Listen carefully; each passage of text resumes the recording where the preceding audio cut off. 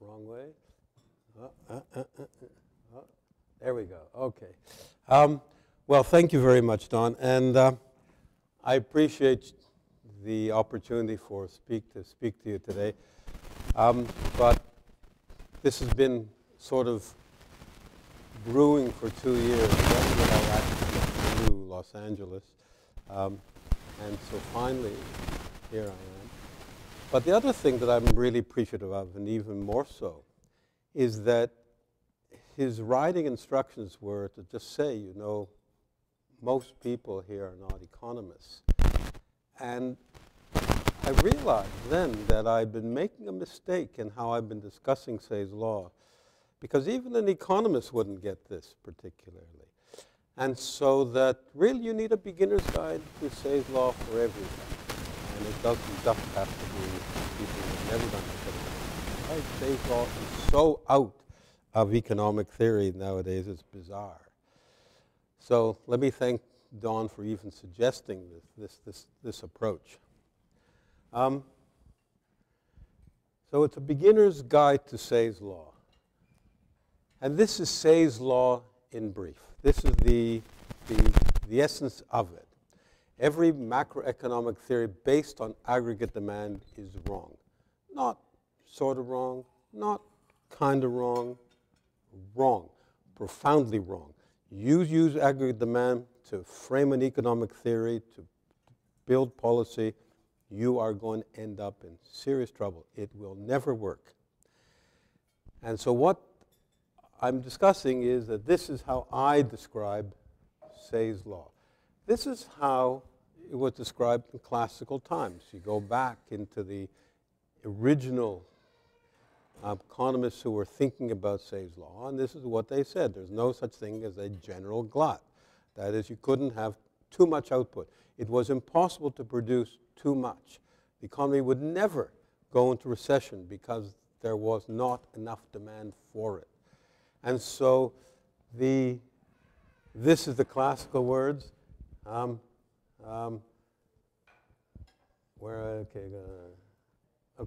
This is how I would say it today, because based on Keynesian economics, you think in terms of, but where will the demand come from? Where is the demand? Every macroeconomic theory based on aggregate demand is wrong. What causes recessions? Recessions are caused by market dislocation. Market dislocation. Things are just not adding up. All the bits and pieces are not fitting together. Things fall apart. Recessions are never, ever, under any circumstances, caused by a deficiency of aggregate demand. This is the modern Keynesian mantra. This is the modern macroeconomic mantra that, they say, well, there's not enough demand. That is not what causes recessions.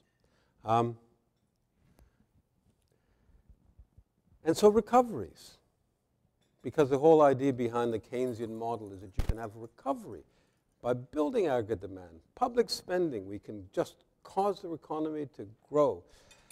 And so that, as I'll come to, the evidence, the actual experience of the world in dealing with trying to make an economy grow from the demand side has been so profoundly contrary to anything in the theory that it is quite extraordinary that the theory persists, but persist it does.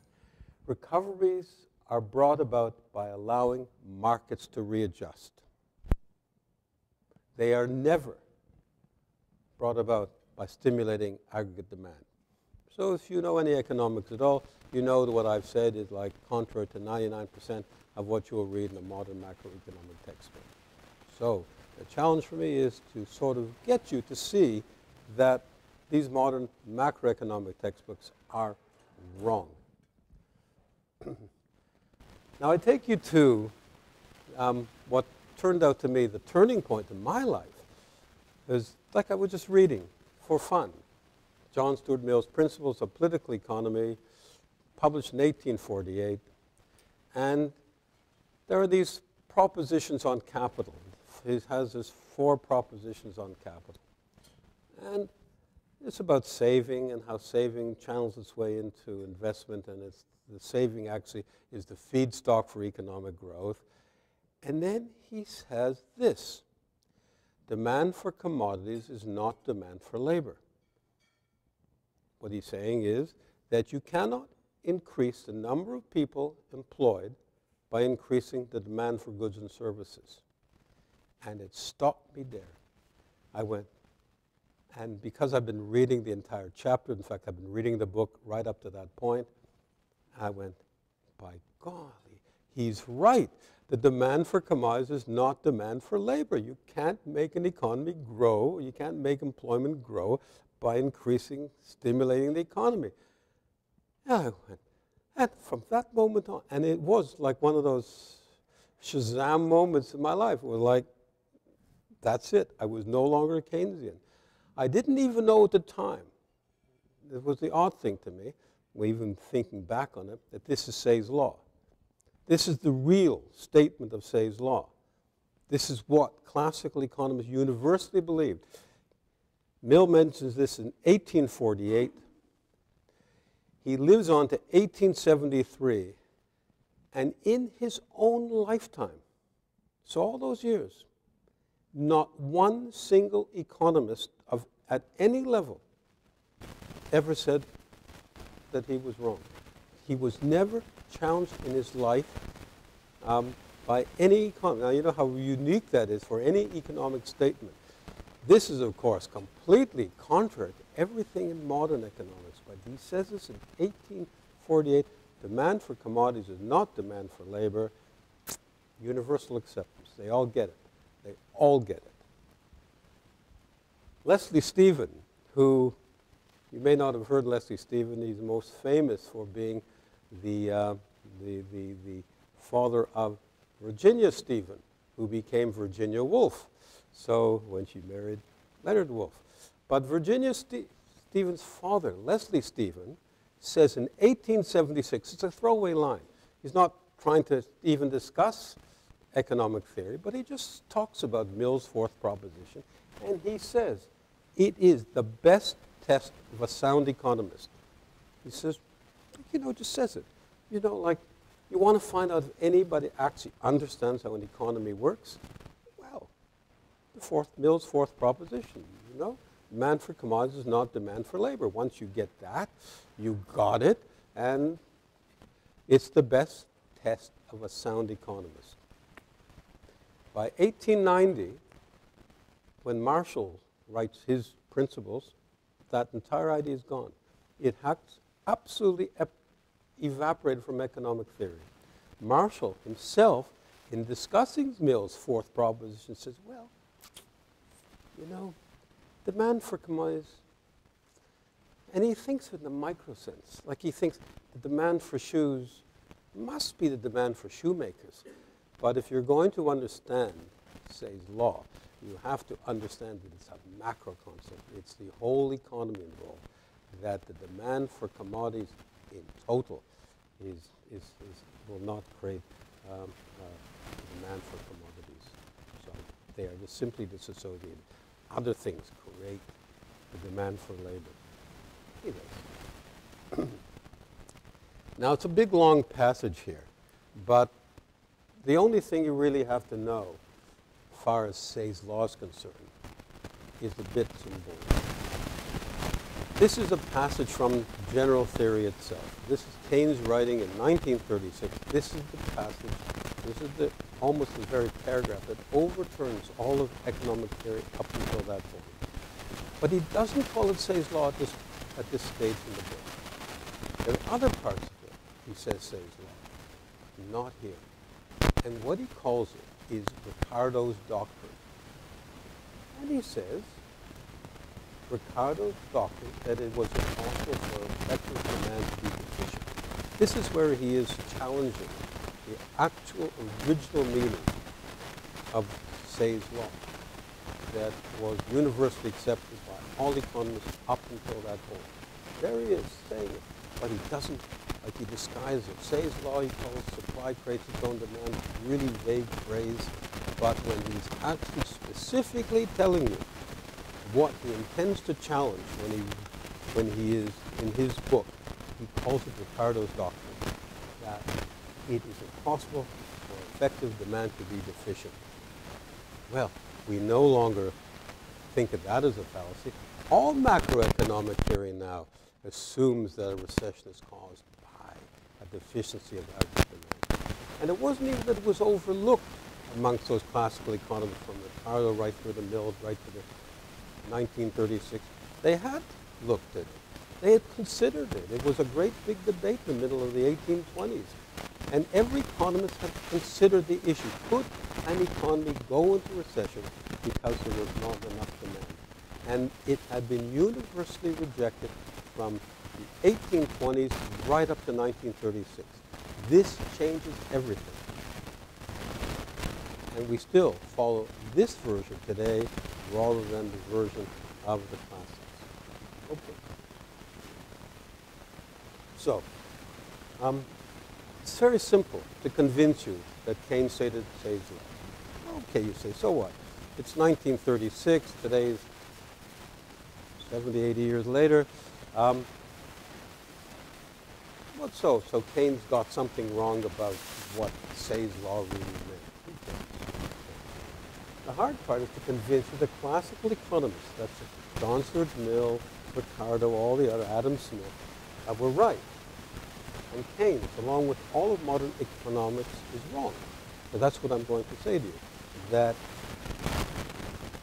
everything that you find in your modern economic textbook is wrong. The macroeconomics is utterly, totally, end-to-end, upside-down wrong. So that's what I have to convince you of. So I'm taking two approaches. One is just historical. I'm going to just go through the story of how Say's law, how is it applied in the real world, what's actually happened.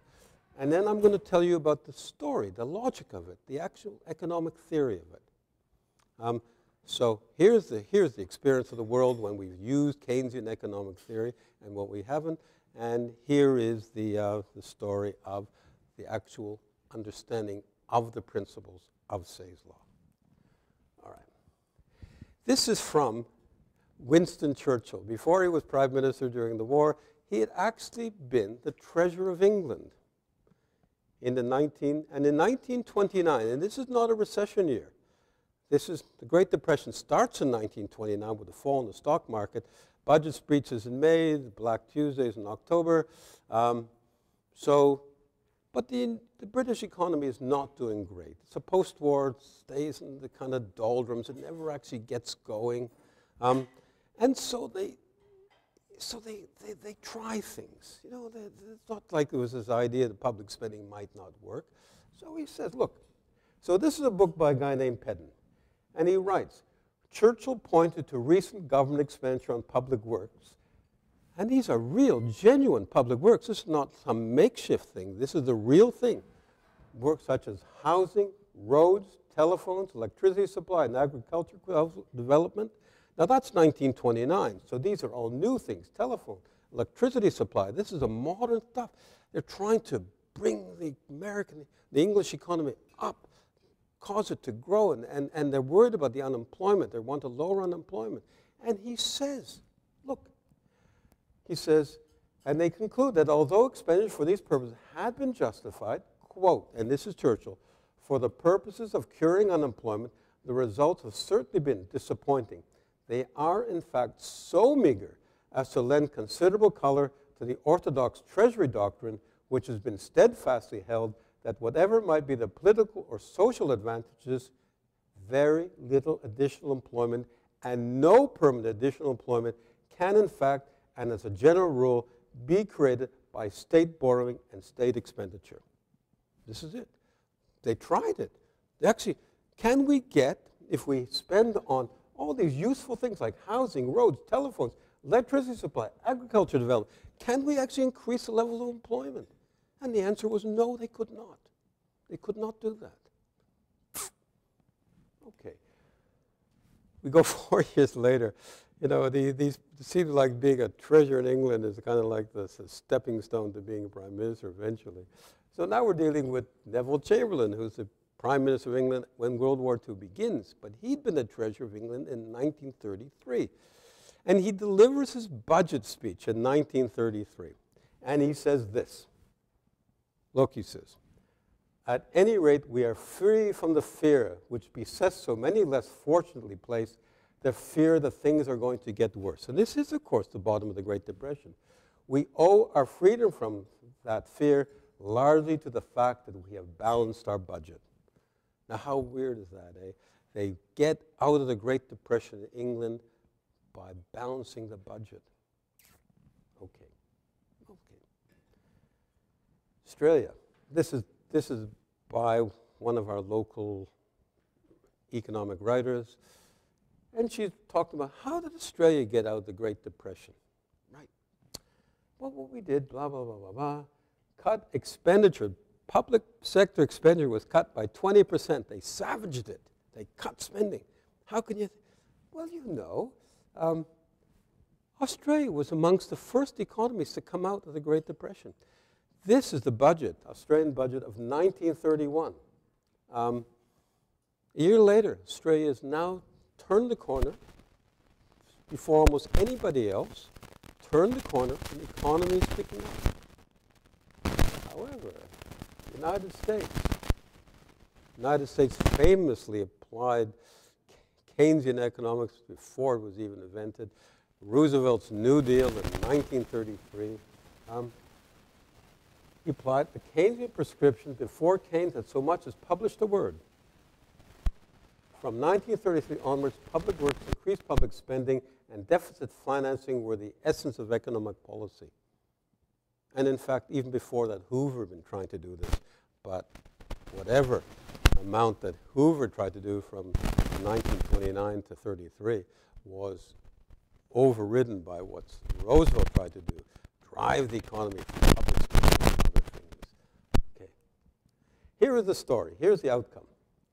The United States in 1929 has 3.2% unemployment.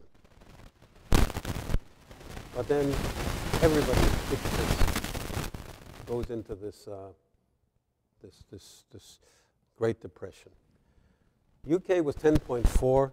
That's why why Churchill was trying to get the English economy moving along by public spending.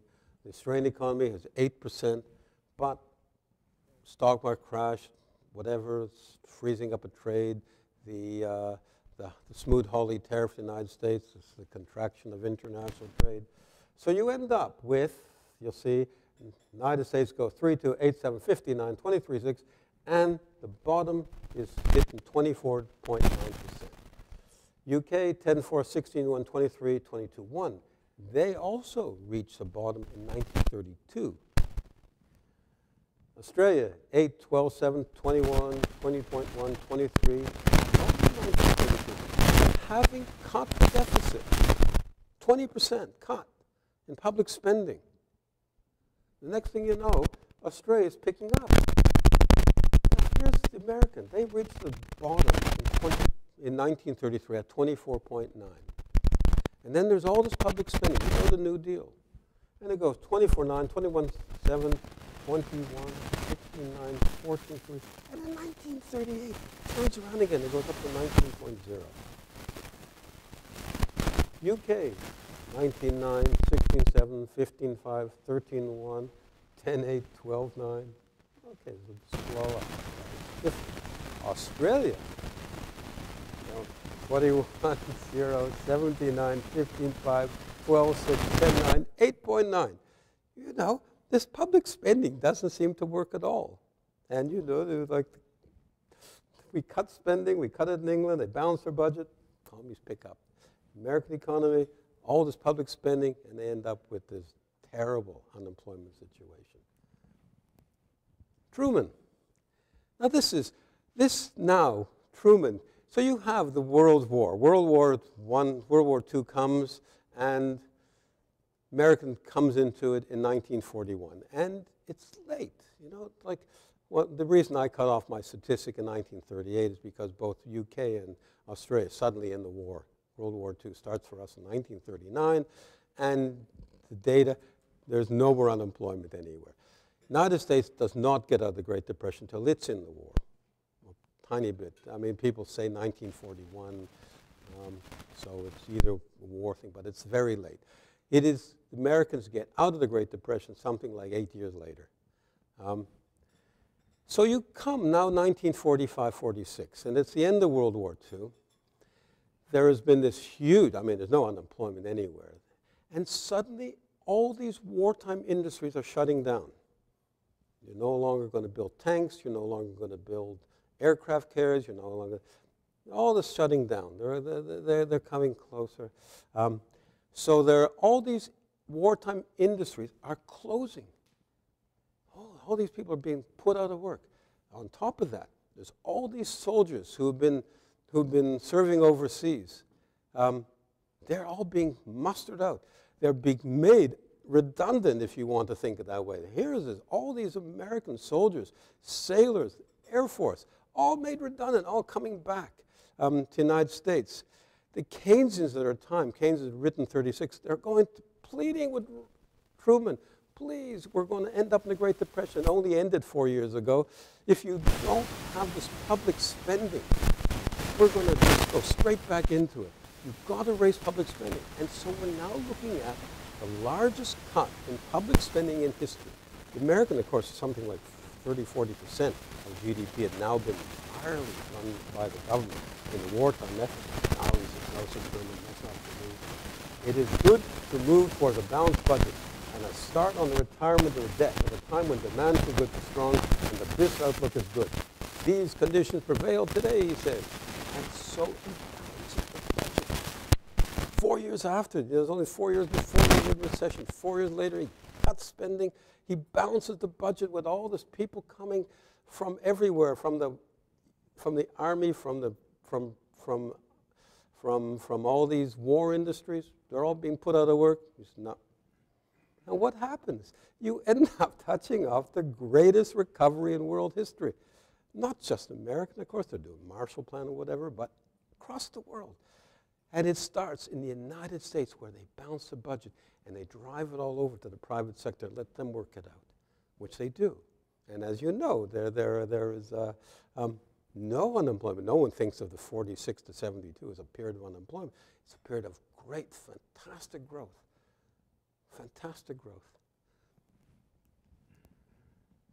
Take the 1990s. This is the Japanese stimulus, so that everybody has a recession at the end of the beginning of the 1990s, 1991, 92. But the Japanese are pushed by others, like they were the great growth economy of the time, and they wanted the Japanese to kind of help pull the rest of us out. So the pressure was put on them. Now, here is Stanley Fischer, speaking for the IMF in 1998. He said, look.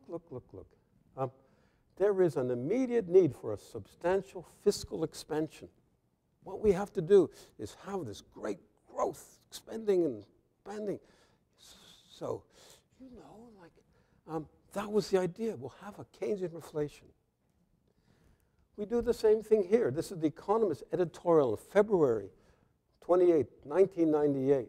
The Japanese government says it cannot afford a big stimulus because the finances are perilous. No, pay no attention to that, they say. Now is not the time to sort the problem out. Far better to cut the budget later when the economy has recovered its strength.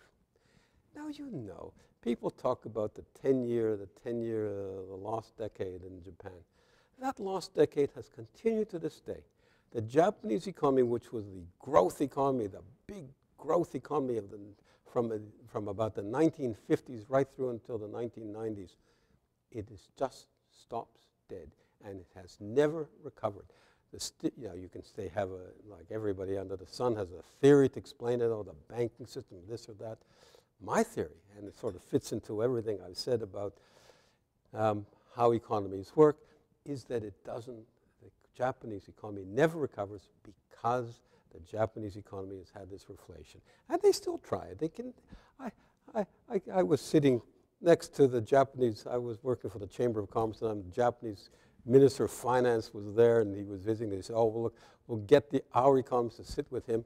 And I said to him, I said, look, you can't do that. You know, you can't make an economy grow by public sector stimulus. And he says to me, don't you care about the unemployed? And I said, oh, well, there you are. You're goners now. And that's what they did. They did this, and of course, they are goners, and they've never had that recovery ever. All right. Then there's a GFC, and I wrote this right at the beginning. In fact, when I talk about my textbook, I also wrote my textbook. I wrote it in 2009. And I said, look, you can't make an economy grow from the center. So I wrote this article that's published, and I'm really grateful to the publisher for this because I have a date stamp. It was February 2009, right at the beginning. And I said, look, just the cause of this downturn cannot be charted through a Keynesian demand deficiency model, neither can the solution. The world's economies are not suffering from a lack of demand, and the right policy response is not a demand stimulus. Increased public spending will only add to the market confusions that already exist. This is pure classical economic theory. What is potentially catastrophic would be to try to spend our way to recovery. The recession that will follow, the one we are in now, the fact that our economies have never actually got that robust growth. The American economy, for example, in all the years, has not had a single year of growth above 3%. Every year since 2009, GDP growth less than 2%, 3%. What is potentially catastrophic would be to try to spend our way to recovery.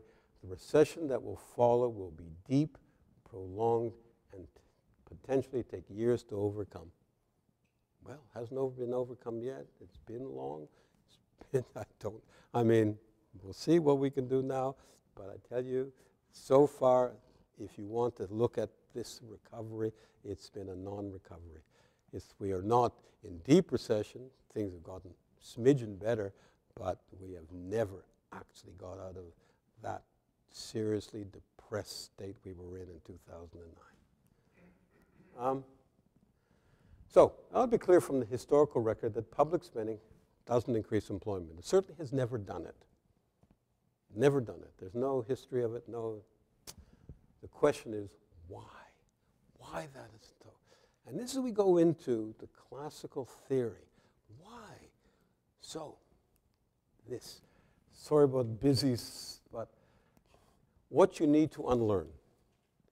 If you've done economic theory, you'll recognize each of them is just in your modern economic textbook today. Got to unlearn it all. Every bit. You've got to go back to the classics, in my view.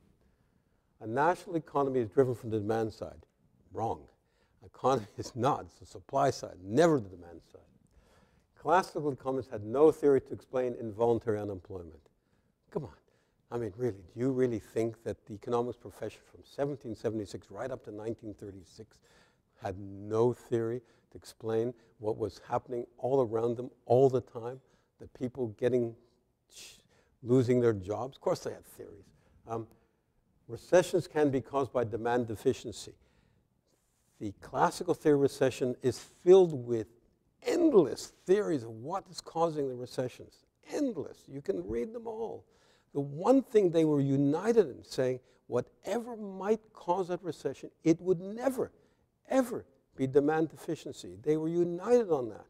Demand for commodities, not demand for labor. You cannot explain a recession by saying suddenly everybody's saving and that they're no longer demanding.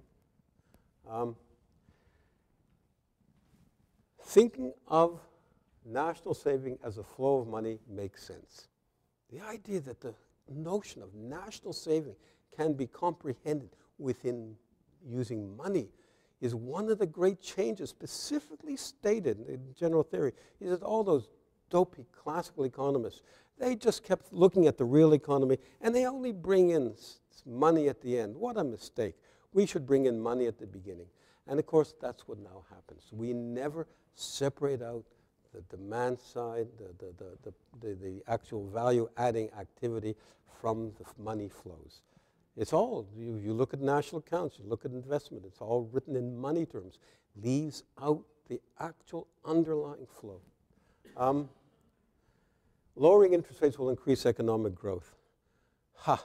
You know, one of the things that was so persistent across all the classical economists is that the notion that low money rates of interest will make growth possible. They all understood that that was just complete nonsense. Complete nonsense. Low interest rates are a disaster. And I'll come back and explain why, but even then it's only brief.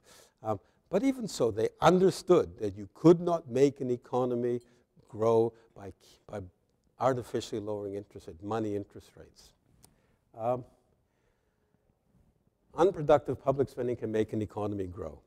Now there's a notion. Now, everybody thinks, oh yes, a stimulus. Don't worry about what you spend the money on. It's all come good.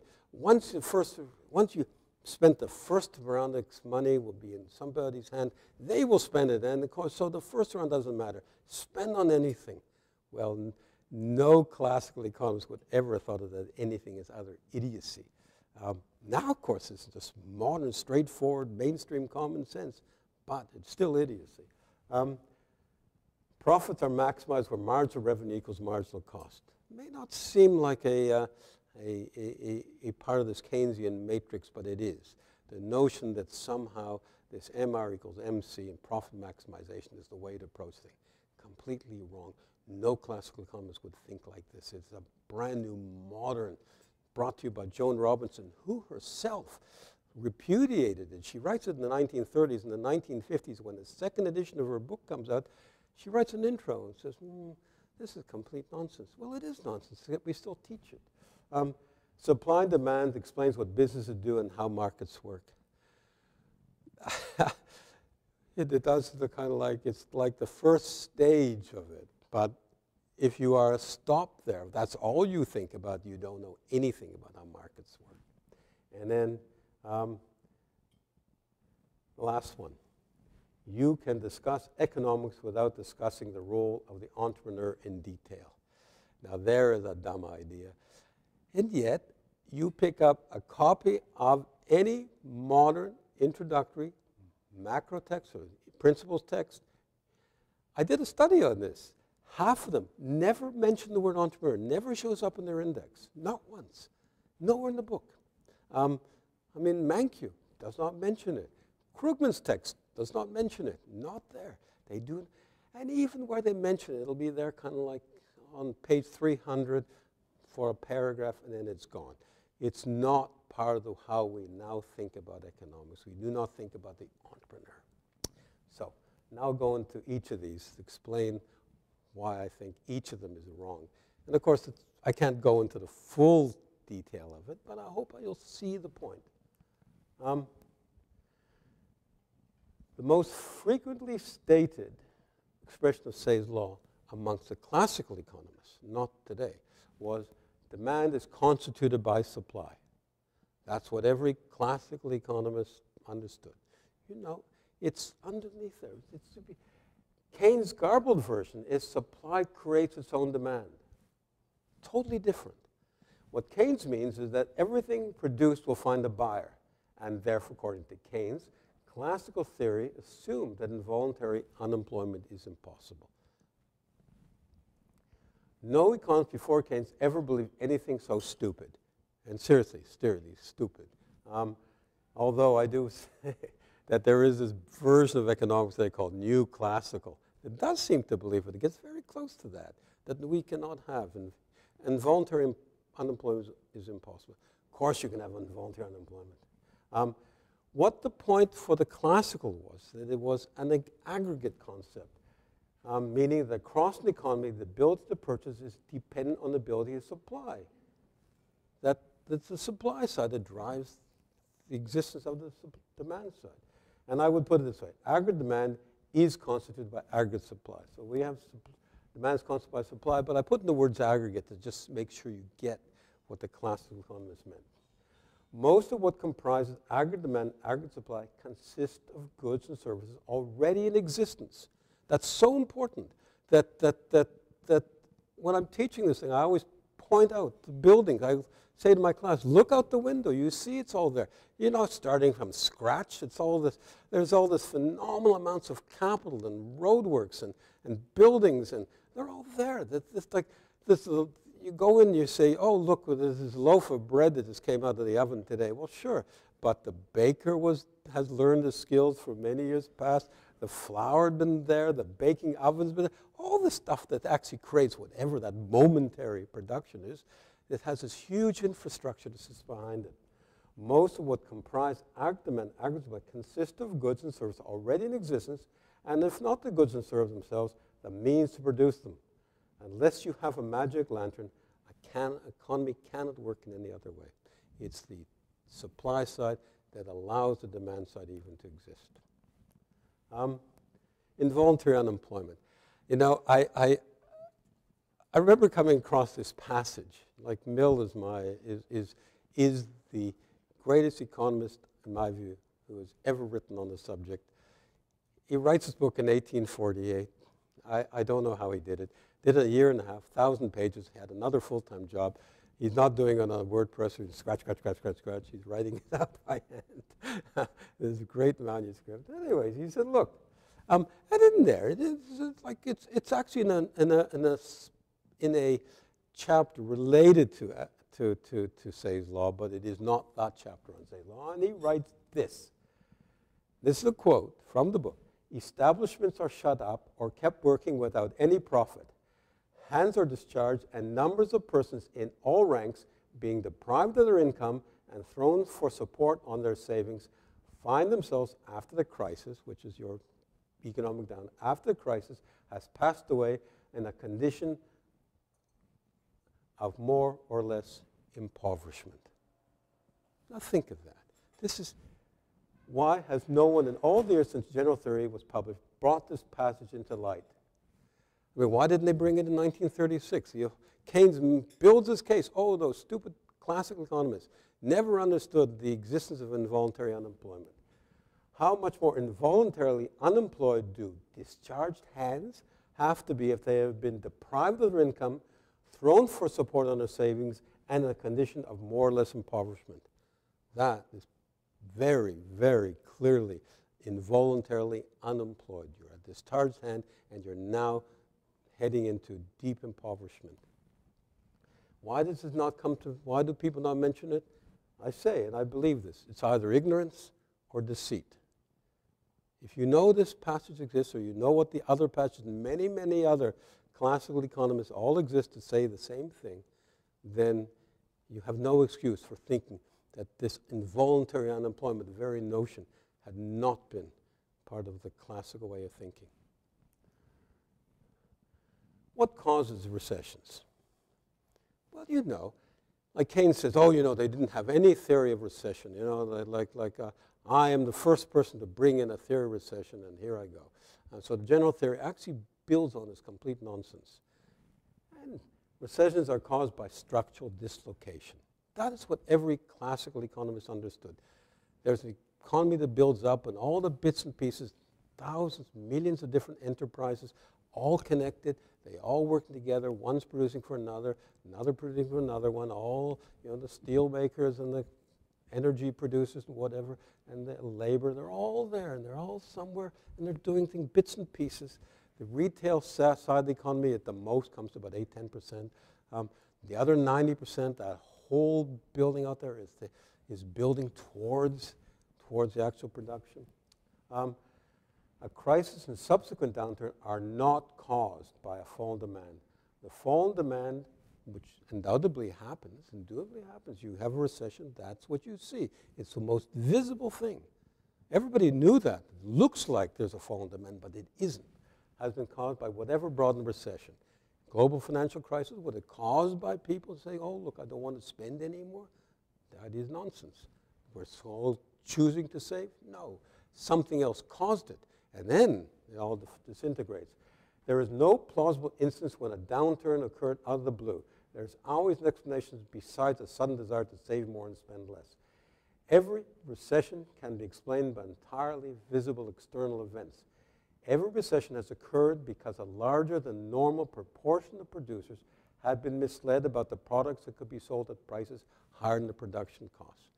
And here in the United States, it was, of course, the housing industry. Suddenly that just melts down. Lots of reasons why it did, but it was the housing industry at the center of it. Transfers across the world. We experience it in Australia. Global financial crisis. It's a financial crisis, not a decision to save more. It's a financial crisis. The financial system melts down. And as it says, often it's the financial system that breaks down. Producers have been given finance to produce products that ended up being unprofitable. Every product must either earn its own keep by being profitable or must be subsidized either by government or some charity. Unprofitable products slow an economy and do not add anything to growth. I mean, it's... Can I interrupt you for just 1 second? It's 1:30. If you have to go, please feel free to leave. But I'll have an edit nice words out. Continue till you're finished. Okay. And whoever wants to stay, can. Okay. Oh, I'm sorry. Okay. National saving. This is like one of those things. Individuals personally save by putting money in the bank. And I say to my students, how do you save? And they go, oh, I put money in the bank. They always get that bit. Then I go, how does a country save? How does a whole nation save? What do? They put money in the bank, and it stops them. Never they know. They never know. I've never had a student who says, oh, I know. They never know. They don't know. What is national saving? Saving can only consist of bricks and mortar and never consists of money. When we're talking about the nation, it's never money. If you think in terms of money, you're gone. Gone for all time. You will never even get to the first moment of understanding it. Bread comes from wheat, flour mills, ovens, transport networks, electricity, and bakers. Each exchanges for money, but none are themselves money. If you think of national saving as sums of money, you will never, ever, under any circumstance, understand how an economy works. Not ever. I'm probably not being emphatic enough about this, but you know, it's just never going to happen. Saving consists of the proportion of existing resources, which includes labor time, that are used to maintain the existing capital structure and then add to it. Resources, resources. It's putting things aside so we can use them. These inputs exchange for money but should never be confused with money. They are not money. The minute you make this confusion, you are hopelessly lost. I mean, I hammer my students on this. I just say the same here again. Money is not what saving is. If you think of saving strictly in terms of money, you can't understand what's going on. Money only determines who gets to spend, but only a proper economic structure will put the ability to spend into the hands of its most productive citizens. That's what it has to be. A saving system, your finance system, making sure it gets into the hands of the right people. Lower interest rates do not increase saving levels, only misdirect the real savings available. Now, I take this into my class. I love this. This is from an economic textbook written in 1886. And he asks this question. He says, trace the economic effect of the frugal New England population putting their money into savings banks, right? They're putting money into bank. And then he asks this is just his words. You know, like, that's the first-year textbook. Every kid in the first-year class would get this in 1886. And they didn't get it by the time they had finished his class, they get it. He says, what do such savings really consist of? He's saying, of course it's not the money. It's, if you, come on, don't be so dumb. You know, savings do not consist of money. Oh.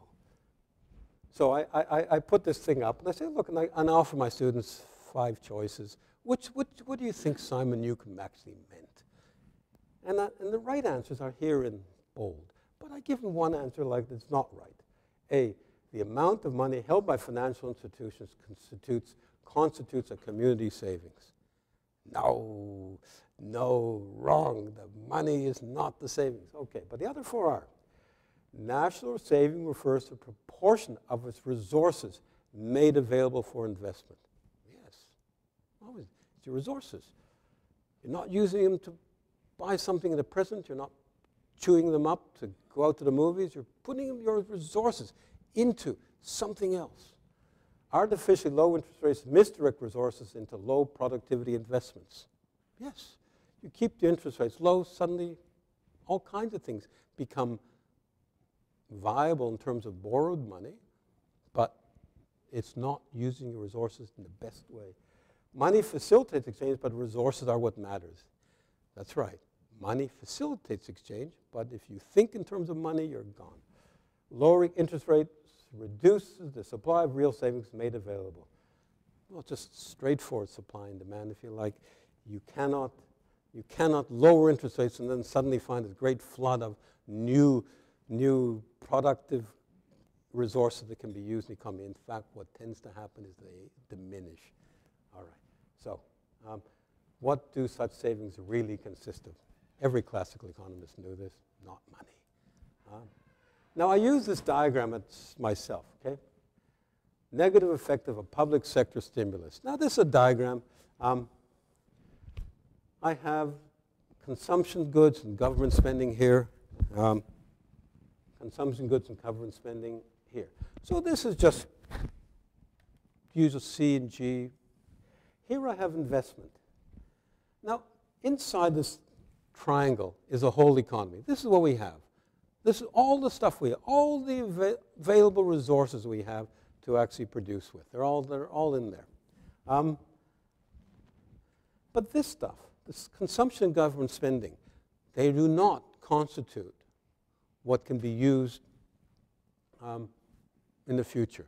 It's only this stuff, only the investment that will actually make your economy grow. So this is what happens. So you're at A. Here is the thing where you have this kind of consumption and government spending over here, and then you have the level of investment. And so what happens is this. Now remember, this is the stuff here that will cause your economy to grow. You'll grow. And then you have a recession. So you go from here to here. You're no longer employing all your resources, and the big deal is that you're no longer employing all your labor. So you have two ideas. What are we going to do? Classical economists said, well, what you have to do is you've got to get back to A. Got to get back to A, right? Got to use your resources. You've got to, and it takes a bit of time. You know, you cut public spending, you do all those things. But eventually, the idea is to make sure that you are now here and here, so that you more or less the same. But the Keynesian idea is this, and this is to this day the modern idea. You're here at the point of recession. They say, oh, what you got to do is you got to have this public spending, got to raise public spending. And so you push C plus I, please C plus G, and you make a C plus G prime, additional public spending, and you want to get to B. That's what happens. That's the notion now of a modern stimulus. So you actually bring your level of investment, if you actually were able to achieve this, which you can't. But even if you got to B, what you've done is you cut your level of investment.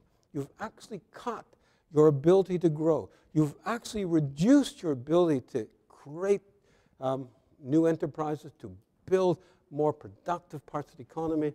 You've actually made yourself less able to grow. The fact that we have not had faster economic growth, we've had, in fact, virtually no return to recovery, is because we get to this recession and you have all this non-shovel-worthy and all this useless junk that every public sector stimulus across the world has done. They've just simply gone to here. And even to the extent that you've done anything, you've now diverted your resource base away from productive investment and into just drawing down all your resources into consumption and government spending, and so you are not going to grow as fast. You are not going to grow as fast. That's just the reality of it. And the evidence is here everywhere. So I say, all production uses up resources, C, G, and I, consumption, government spending, and investment. And if you know your Keynesian economics, it's your C plus I plus G. Only productive investment is value-adding and adds to growth. That's what moves the curve outward. That's what you want to do. Stimulus expenditure, increase in G, are virtually never value-adding. They're not even intended to be half the time because it's, oh, it doesn't matter. We can build pyramids. We can do anything as long as we create incomes for people. Keynesian aims to go from R to B. Classical aim is to go from R back to A. Now, I'll just mention this, but this marginal analysis is part of the problem, the way we teach it now. No one knows the future. If there's anything I'm adamant in trying to teach my students is the future is an unknown. Nobody knows it. No one knows the position of the demand curve, the actual future level of production costs, the timing and level of future revenue flows, and much else. Nobody knows it.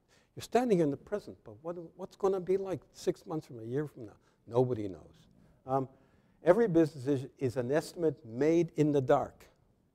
An estimate made in the dark. MC equals MR presents a false narrative. No one ever knows how things will work out. The most important point to understand is this. All this, I emphasize this over and over to my students. All decisions are made in the present before the outcome is known.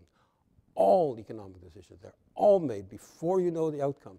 It's not like, oh, I can see the future, I know how it will work. You do not know. If it's 2017 and your enterprise will open in 2018, you don't know. You don't know anything about a year from now. The only question any entrepreneur therefore ever asks is the following.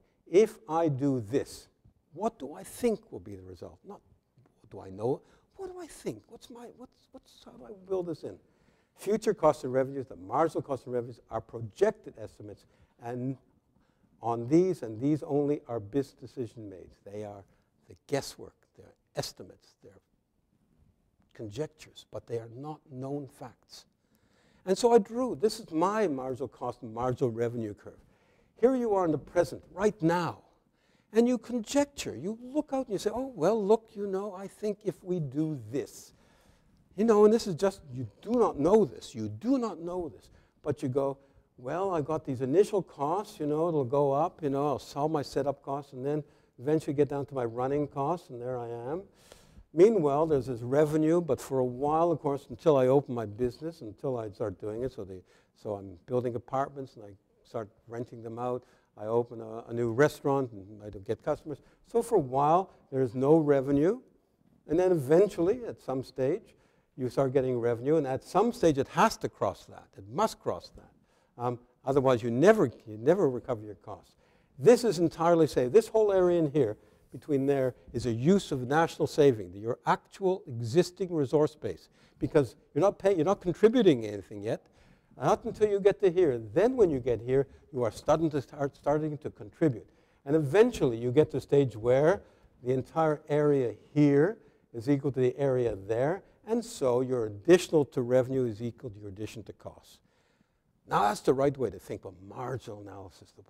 But it's about being in the present and not knowing those are. You're projecting. You think if you're going to go into business, you say, well, I have to have some kind of thought in my mind that eventually I'm going to make my money back. And that's how it looks. And there can be many different conjectures, and on every day it could change. You come to this being the present, and suddenly the whole picture feels different, more optimistic, less optimistic. But every decision is made at this moment called the present, right now. John Stuart Mill and the theory of value. Now, John Stuart Mill has been ridiculed for, oh, what a dimwit, Now, here he was, the man who is estimated to have had the highest IQ in the 19th century. It's very possible. I mean, a genius like him comes along maybe once every 100 years. Anyway, so theory of value. So they say, oh, what does Mill know? Like he had these seven. And he says, we now know everything about theory of value. There's nothing really to add. And then, right then, at the end of this, in the 1870s, we get the marginal revolution. And theory of value becomes marginal utility, and et cetera, et cetera, et cetera. But look, he has this 17 points. He explains the theory of value. Here's number 2 of 17. There's still after the number you get to, the number 15 to come. He says, the temporary or market value of a thing depends on the demand and supply, rising as the demand rises and falling as the supply rises. The demand, however, varies with the value being generally greater when the thing is cheap than when it is dear, and the value always adjusts itself in such a manner that demand is equal to supply. You know what that is? That's all you ever taught in a modern economic textbook. If you are taught more than supply and demand, you are truly fortunate. For most people, never taught past. They get you into introductory textbook, tell you supply and demand, then they go on to tell you why the market system fails. As far as Mill was concerned, this is just the beginning of it. The beginning, a superficial beginning. This is just point 2 out of 17. to add that individuals spend the money they have so that they achieve the greatest expected utility from the array of goods and services they buy adds nothing of interest, nothing. It's just great. Well, who doesn't know that? But you know, you can have somebody who is merchant banker, and they would have an entirely different perspective. Someone who is completely ascetic, who is, you know, some people want Ferraris, some people into other things, but you know, it doesn't tell you anything about how the economy works, how it adjusts, nothing. You cannot explain how a market economy works without discussing the entrepreneur. Cannot be done. I've seen it done. I watch it being done all the time. But how do you explain this without mentioning the entrepreneur? And it's my opening. I do this on the first day of my class every year. And I say, and this is true, by the way. This is an actual fact. In 1900, there were no cinemas in England. In 1914, there were more than 5,000. What had to happen for those 5,000 cinemas to come into existence? What happened? How did it happen? How did they go from 0 to 5,000 in 14 years? Who did it? I say, was it the government do it? Did the government set up the cinemas? Did they build cinemas? Who, 1900, there isn't even a movie industry. Who invents a movie? Who invents movie cameras? Who invents the film? Who develops it? Where does it happen? My students don't know. It's like a funny thing. And you know, they're not unique. Nobody knows. The entrepreneur is now almost never brought into the story, and when it is, only to explain innovation. No modern introductory text has an extended discussion of the entrepreneur, and most have none at all. A person who runs a one-person lawn mowing service is an entrepreneur. My favorite example, I use a seamstress, but nobody knows what a seamstress is anymore. But they're like, somebody sitting there just doing some sewing, take some sewing. They're an entrepreneur too. They're thinking about their own little business, how to make money doing whatever it is they do. It's not about innovation. Everybody who's running a business is an entrepreneur, and that's how you should think about it. Any economic theory, micro or macro, that does not involve the entrepreneur is as an important part of the explanation of why things happen as they do is junk science, root and branch. You cannot talk about an economy without talking about the entrepreneur. If you don't live in a market economy, maybe you don't need to do it. But if you are living in a market economy, then you have to understand the nature of an entrepreneur and what an entrepreneur does. So, the two most important influences in my life, on my economics, John Stuart Mill, not my life, my wife is most important, but two most important influences in my economics, John Stuart Mill's Principles of Economy and Henry Clay's Economics Introduction to General Reader. This plaque there was found for me by my wife on the internet, and it shows this is a water mill made out of clay, so it's mill and clay. And I just point this out as well, that the textbook is called Free Market Economics, an Introduction to General Theory, General Reader, and Clay's Economics, published in 1916, was Economics, an Introduction for the General Reader. I say to you that I would send you all to read Clay, except he wrote it in 1916, 20 years before the General Theory, so you do not get an extended version of what's wrong with Keynesian economics, because he wouldn't even conceive that such a stupid idea would come into existence. But if you want to get a sense of how an economy works based on these classical principles, the third edition of my Free Market Economics is an Introduction to General Theory Reader, has now just been published, and I commend it all to you. Anyway, thank you very much.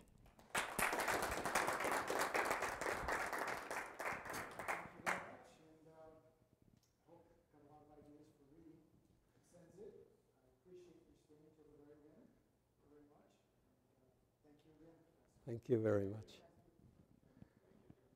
Thank you. Thank you very much. We're not going to have a long question and answer period because they have to get to the airport. Literally, if they stay here much longer, they're going to take an early flight. Which, by the way, there are several flights if you want to stay for a while. I don't know I can actually change them. The way it works is they